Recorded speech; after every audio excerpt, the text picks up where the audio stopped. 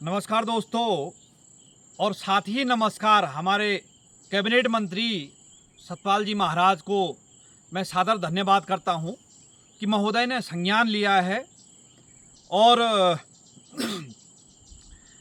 केंद्रीय रक्षा राज्य मंत्री अजय भट्ट जी को मामला संदर्भित किया है कि जो अग्निवीर की भर्ती प्रक्रिया है कोटद्वार में हो रही है, उसमें जो मानकों के अनुसार बच्चों के साथ नाइंसाफ़ी ही कहेंगे, नाइंसाफ़ी हुई है, उसमें वो संज्ञान लेंगे और उस पर उचित कार्रवाई करेंगे।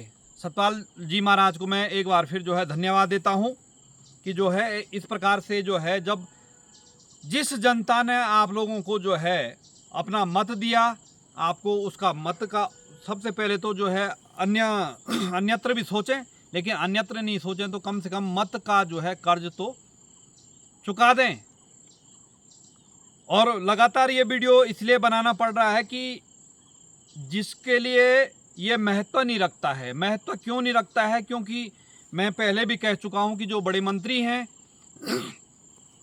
बड़े अधिकारी हैं, उनके लिए महत्व इसलिए नहीं रखता क्योंकि उनके बच्चे इसमें सहभागिता नहीं ले रहे हैं, इसलिए उनके लिए महत्व नहीं रखता है।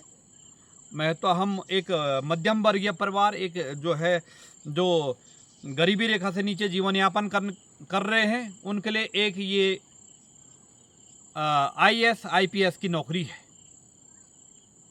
उनके लिए समकक्ष यही है जो अग्निवीर की भर्ती है, सेना में जाने की भर्ती के लिए और दुख इसलिए ज़्यादा होता है कि बच्चों को जो युवा पीढ़ी थी तो उन्होंने अपने मन को इस प्रकार से बना दिया था कि चलो कोई बात नहीं है, जो देश की सेना की भर्ती थी पहले होती थी, वो बाद में अग्निवीर में तब्दील हुई, तो उन्होंने ये मन बना लिया था कि कहाँ यदि 1000 भर्ती होनी थी तो 4000 होगी, क्योंकि 25% सेना के लिए रखा जाएगा तो 75% घर भेजेंगे। ये उनका अपना मानना था, इसलिए वो ज़्यादा दुखी हुई। अभी उनका सपना ये था कि यार पहले कम लेते थे, अब ज़्यादा लेंगे। माना कि पहले 10% लेते थे तो अब 20 या 25 या 30% लेंगे, लेकिन कहाँ साहब 10% से 2% पे आए हैं, 1.5% पे आए हैं, 1% पे लड़के भर्ती दौड़ में इन लड़कों को लिया गया, जो कि बहुत निंदनीय है, मेरी दृष्टि से निंदनीय है। और जो अन्य इन्होंने बच्चों के लिए जो वेरिफिकेशन है, जिसको अंत में होता था, जब वो भर्ती हो जाता था उसके बाद वेरिफिकेशन आता कि ये लड़का ठीक है या नहीं है, क्या इसका चरित्र का आकलन करके भेजिए। ये भी उन्होंने निंदनीय कृत्य किया, क्योंकि इसमें एक तो जो शासन प्रशासन के अधिकारी आज के समय में आपदा में लगे थे, और जो पुलिस प्रशासन आपदा में अपना समय दे रहा था, उसको वहाँ से अपना समय निकाल करके ये जो बच्चे गए थे जिला मुख्यालय में या अपनी तहसील में, उसके लिए उन्होंने समय निकाला और उनको भी परेशानी हुई। मैं इस वीडियो के माध्यम से अपने जनपद चमोली के कर्णप्रयाग तहसील के जो तहसीलदार महोदय हैं या उप जिला अधिकारी महोदय हैं, यहाँ से ऐसी शिकायतें नहीं मिली। और हालांकि मैंने माफ़ कीजिएगा, तहसीलदार महोदय से वार्तालाप की थी इस मामले में कि बच्चों का जल्दी हो, वो भी लगे थे। और यहाँ तक कि उन्होंने अपने घर तक भी हस्ताक्षर किए जितनी जल्दी हो सके, उन पर भी दबाव था। उसी बीच आपदा के कई ऐसे कृत्य हुए हैं कि जहाँ जाना भी जरूरी था, और उनका एक बार फिर मैं धन्यवाद करना चाहता हूँ कि इसी प्रकार के हमारे जनपद से इस प्रकार के, और पुलिस प्रशासन का भी, जो जिला मुख्यालय में पुलिस प्रशासन के जवान थे, अधिकारीगण थे, तो उन्होंने बच्चों के साथ अच्छा व्यवहार किया। हमारे कई मित्र मिले थे तो उन्होंने कहा कि भाई वो अच्छी प्रकार से व्यवहार करें, और वो भी ये चाह रहे हैं, कि ये बच्चा कोई हमारे कारण भर्ती में विलम्ब न हो या भर्ती में न जा सके। हालांकि विलम्ब तो हुआ, बोले तो परेशानी तो हुई, उसमें कोई हम तहसील या पुलिस विभाग को ये दोष नहीं देंगे, क्योंकि उनके पास अतिरिक्त कार्य आ गया था, और वो आपदा का कार्य अलग था, ये कार्य अलग दे दिया था। वो बोल भी नहीं पाएंगे। वो क्यों नहीं बोल पाएंगे? क्योंकि देखिए, सरकारी नौकर हैं, तो उसमें बोलेंगे तो कई जनप्रतिनिधि कहेंगे जी आपने क्यों बोला, आपने तो काम करना था। मजबूरी उनकी भी थी, इसलिए उनको एडिशनल वर्क करना पड़ा। तो मैं उनका फिर दूसरी बार जो है अभिवादन धन्यवाद करता हूँ कि उन्होंने जो है बच्चों को अपना भर्ती होने के लिए अपना सहयोग प्रदान किया। अपना जो सरकारी के अलावा जो एडिशनल समय था, अतिरिक्त समय था, वो उन्होंने दिया है, उसके लिए धन्यवाद करना चाहूँगा जनपद चमोली के पुलिस विभाग को और अपने तहसील कर्णप्या को, या अन्य जो भी जनपद चमोली में ऐसी शिकायतें नहीं मिली कि कोई लड़का विलम्ब हो गया। हालांकि अन्य जनपदों का तो मुझे मेरे संज्ञान में नहीं आया, लेकिन मैं अपने जनपद के जो है शासन प्रशासन का और पुलिस प्रशासन का धन्यवाद करना चाहता हूं कि उन्होंने काम किया। क्योंकि दोस्तों हमारा काम है, जहां पे अच्छाई हो रही है तो अच्छाई को भी सामने लाना है, और बुराई हो रही है, गलत हो रहा है, तो उस बुराई को हमारा एक नागरिक कर्तव्य है कि जहाँ पे गलत हो रहा है तो वो आवाज़ उठानी है, शासन प्रशासन तक पहुँचानी है, वो संज्ञान लें उसमें, क्योंकि अच्छाई होगी तो बुराई भी होगी। और या ना हम हमेशा ऐसे नहीं बोलेंगे कि भाई तहसीलदार महोदय या उप जिलाधिकारी महोदय या जिलाधिकारी महोदय या पुलिस प्रशासन ये काम, क्योंकि गलत भी दिख रहा है महोदय तो अच्छाई भी दिख रही है। जहाँ पे अच्छाई होगी वहाँ पे हौसला अफजाई होगा और अभिवादन होगा, धन्यवाद होगा, दुआएं मिलेगी। हर व्यक्ति यही चाहता है कि कोई अच्छा अधिकारी हो, संस्कारी अधिकारी होता है, संस्कारी प्रतिनिधि तो होता है। हम हालांकि पूरे देश के अधिकारी या नेताओं को या जनप्रतिनिधियों को ऐसा, या विधायक सांसद हैं, हर एक को हम एक ही कटघरे में खड़ा नहीं कर सकते हैं। अभी जैसे अभी मामला जो है सतपाल महाराज जी ने ये आवाज़ उठाया, तो उसमें सतपाल महाराज जी का जो है हम अभिवादन धन्यवाद करते हैं। और जिसने नहीं उठाया, जो संज्ञान नहीं ले रहा है, जैसे ये कार्य वैसे अजय भट्ट जी का था, ये अजय भट्ट जी का था, लेकिन संज्ञान नहीं लिया, तो वहाँ पे तो बुराई तो बनती है उनकी, ऐसी बात नहीं है, ये उनका कार्य था, बुराई तो बनती है और लेना चाहिए अजय भट्ट जी को। क्योंकि उन्होंने कई पिछले साल जो है रामनगर में वो कहा कि जो बांग्लादेश से जो है, कलकत्ता से वगैरह आए, इनको जो है यहाँ की नागरिकता मिलनी चाहिए, उनके लिए लड़ सकते हैं क्योंकि वहाँ वोट बैंक का मामला है, लेकिन इन युवाओं के लिए नहीं लड़ेंगे महोदय आप।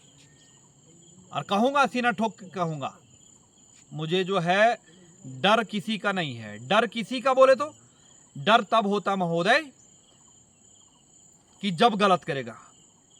डर का तात्पर्य डरना है तो केवल ऊपर वाले से डरना है और कानून को हाथ में नहीं लेना है। किसी का तात्पर्य मैं कोई निरंकुश नहीं हूं। डरूंगा मैं तब जब करूंगा गलत, और डरेगा वही जो करेगा गलत। तो इसलिए बोलने का तात्पर्य यह है, जनप्रतिनिधि को हमने जागरूक करना है, संज्ञान में डालना है। जागरूक करने का तात्पर्य, जागरूक तो वो हैं ही, लेकिन जागरूक और मामले में है, कमीशन वगैरह के मामले में जागरूक है, उसमें कोई बोलना बताता नहीं है, ना कोई संज्ञान में डालता। वो विधि का विधान बना हुआ है और ऐसे ही बनता रहेगा। एक छोटा सा उदाहरण, मैं आज कहीं बाजार में था तो मैं देख रहा था, मेरे आगे से एक दोपहिया वाहन चल रहा है, तो दुनिया भर का जो है धुआं छोड़ रहा है, प्रदूषण कर रहा है। तो मेरे संज्ञान में ये आया कि हमारा जो सिस्टम है अभी, ये जो है प्रदूषण छोड़ रहा है, लेकिन इसके कागज में प्रदूषण इसका ख़त्म हो गया, इसका जो अवधि है, और ये जाके कहीं पर प्रदूषण में 100 रुपया देगा तो ये प्रदूषण करना छोड़ देगा। देखो कितनी बड़ी विडंबना है साहब। 100 रुपया दो, कागज़ बनाओ। पहले वो जो है दूसरी गैस छोड़ रहा था, अभी वो जो है वायुमंडल की ऑक्सीजन गैस छोड़ना उसने, प्रदूषण बनाने के बाद 100 रुपये देने के बाद उसने ऑक्सीजन छोड़ना शुरू कर दिया। मतलब ये चल सकता है। तो इस प्रकार के कई सिस्टम है, कई उदाहरण हैं। ये तरोताज़ा उदाहरण है आज का, तो इसलिए मैं आपको इस मामले में बता रहा हूँ। और इसी प्रकार से जनप्रतिनिधि संज्ञान लेते रहें तो हम भी जो है बच्चों का एक मनोबल बढ़ जाता है कि हाँ, हमारे बारे में कोई सोच रहा है। जिनको हमने मत दे के, अपना कीमती वोट दे के भेजा है सदन में, वो हमारा संज्ञान ले रहे हैं और लेना भी चाहिए।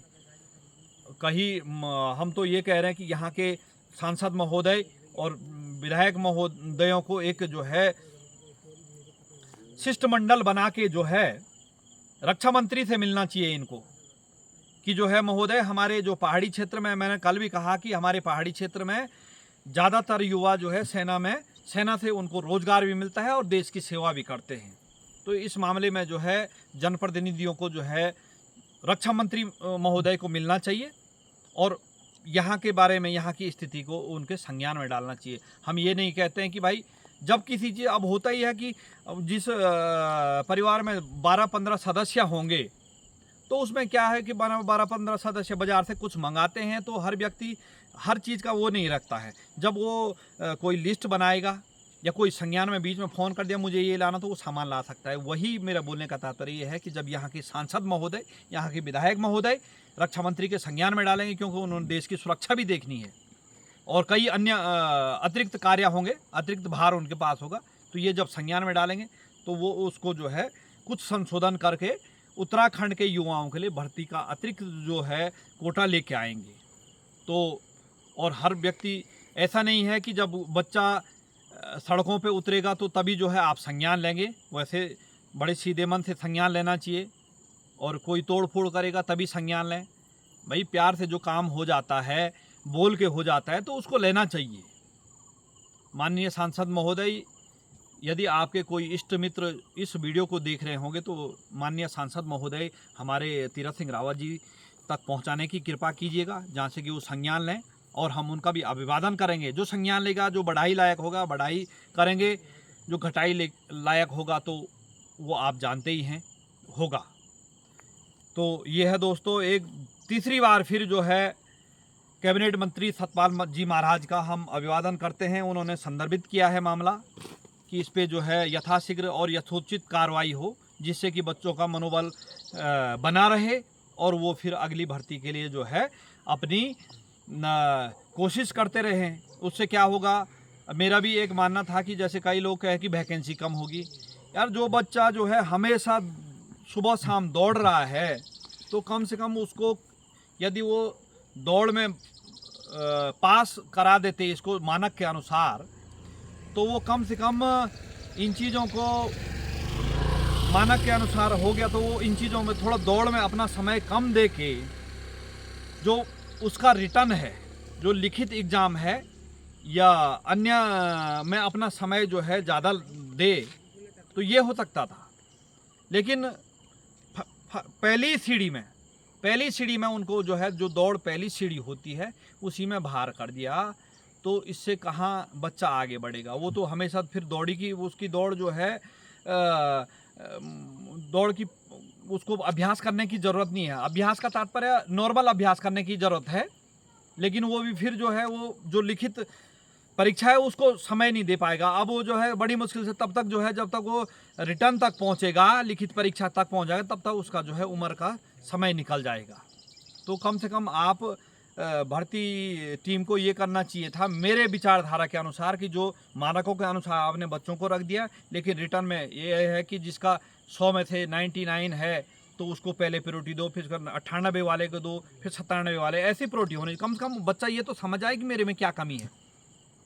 अब जो 5 मिनट में भी जो है, आज जैसे एक किसी अन्य जनपद का, रुद्रप्रयाग जनपद का या टिहरी जनपद का आया था फ़ोन मुझे कि महोदय जो है मैं तो 5 मिनट में जो है 1600 मीटर मार देता था, लेकिन हमारे समय में 4 मिनट 55 सेकंड लिया गया। तो वो उसको दौड़ की जो है मानक, उसको जो है दौड़ का अभ्यास करने की ज़रूरत नहीं है। सामान्य अभ्यास करेगा वो सुबह के शाम के बदले जो है एक ही समय करेगा, और शाम को जो है वो अपना लिखित परीक्षा का जो है तैयारी करेगा। तो ये है दोस्तों, और इसी प्रकार हमको बड़ी खुशी हुई कि कोई ना कोई जो है कैबिनेट मंत्री ने जो है बच्चों के बारे में संज्ञान लिया है, और इस पे आशा ही नहीं, पूर्ण विश्वास की यथोचित कार्रवाई होगी, और जो भी अगली भर्ती होगी तो उसमें जो है इस प्रकार की अनियमितताएं और मानकों के अनुसार ही भर्ती हो। हार्दिक धन्यवाद, सादर प्रणाम, जय बद्री विशाल।